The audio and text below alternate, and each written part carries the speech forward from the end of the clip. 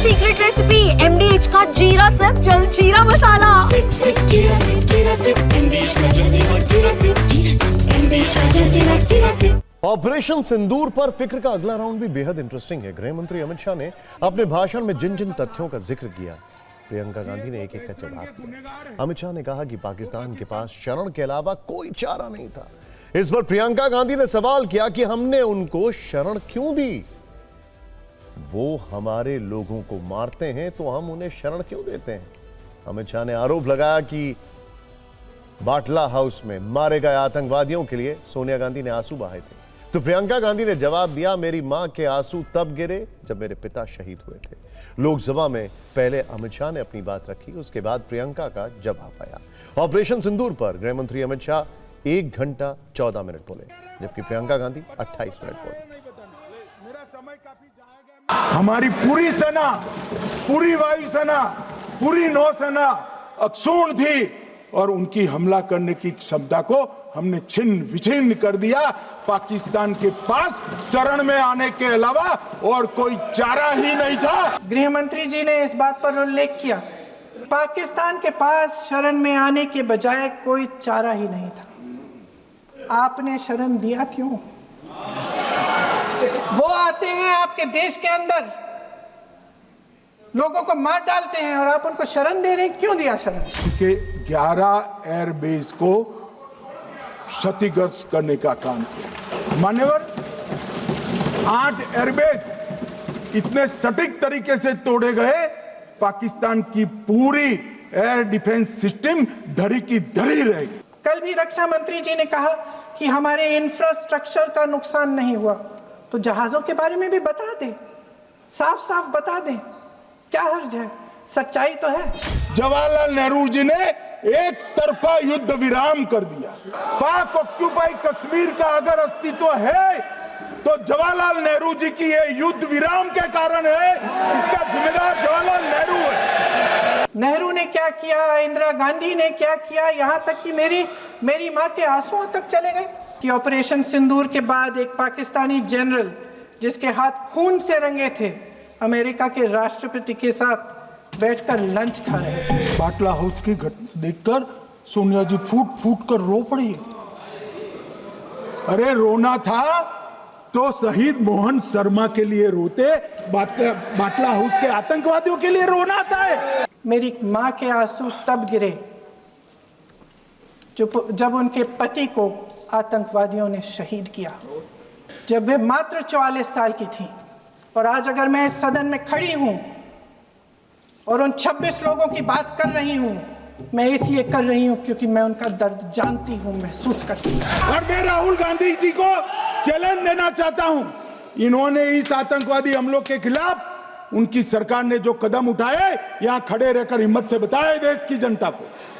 कश्मीर में terror incident 7217 हुए थे 2004 से 14 में। 70% की कमी के साथ 2150 हो गए 1525। कल सत्ता पक्ष और आज भी सत्ता पक्ष के नेताओं ने 2008 के मुंबई के हमलों का जिक्र किया, बार बार कहा कि मनमोहन सिंह जी की सरकार ने कुछ नहीं किया। ये तो जानकारी होगी ना कि उसी समय जब वो आतंकवादी हमला चल रहा था, तभी उन आतंकवादियों को मार डाला था। एक बचा था और उसको भी फांसी दे दी थी 2012 में। देखिए, अभी तक आपने जो देखा, अब जो आगे आपको दिखाने वाले हैं, उसमें बहुत सारे इंटरेस्टिंग फैक्ट्स आ रहे हैं। स्क्रीन को लॉक करके रखिए, मैं फिर से आपको कह रहा हूं, क्योंकि अब जो हम आपको बताएंगे उसमें बहुत एनालिसिस भी है। प्रियंका गांधी ने भाषण के अंत में पहलगाम में मारे गए लोगों के नाम पढ़े, उन्हें भारतीय कहा तो बीजेपी की तरफ से हिंदू हिंदू के नारे लगे। फिर तो पक्ष और विपक्ष दोनों ओर से नारेबाजी का शोर सुनाई देने लगा। एक तरफ भारतीय भारतीय गूंज रहा था तो दूसरी तरफ हिंदू हिंदू, और इस बीच प्रियंका नाम पढ़ती गई और जय हिंद के साथ अपना भाषण खत्म कर दिया। उस दिन पहलगाम में 26 परिवार उजड़ गए। 26 लोगों को अपने परिवार के सदस्य के सामने मारा गया। 26 बेटे, पति, पिता गुजर गए। उनमें से 25 भारतीय थे। भारतीय थे।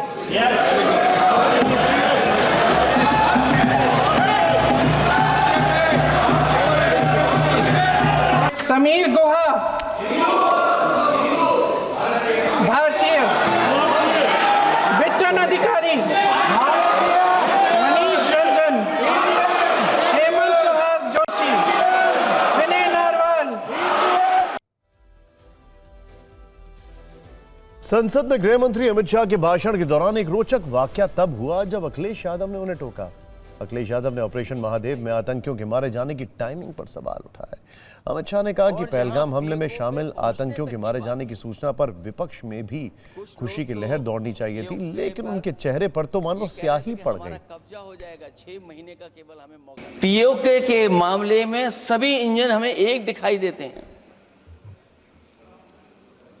और जहां पीओके पे पहुंचने तक की बात थी, कुछ लोग तो पीओके पर ये कह रहे थे कि हमारा कब्जा हो जाएगा, 6 महीने का केवल हमें मौका मिल जाए। ये अफसर सरकार आखिरकार पीछे कैसे हट गई, और क्या कारण था कि सरकार को सीज फायर का ऐलान करना पड़ा? मान्यवर लोग कल सवाल उठा रहे थे कि इतनी अच्छी पोजीशन में थे, आपने युद्ध क्यों नहीं किया? युद्ध के कई परिणाम होते हैं मान्यवर, करना न करना वो सोचकर करना पड़ता है। ऑपरेशन महादेव में 3 आतंकवादी सेना, सीआरपीएफ और जम्मू कश्मीर पुलिस के संयुक्त अभियान में ऑपरेशन महादेव में मारे गए। अभी आतंकवादी मारे गए हैं, आतंकवादी मारे जाते हैं, हम सब पक्ष में हैं, लेकिन हर जगह राजनीतिक लाभ आखिरकार कौन उठा रहा है? आखिरकार इनकाउंटर कल ही क्यों हुआ?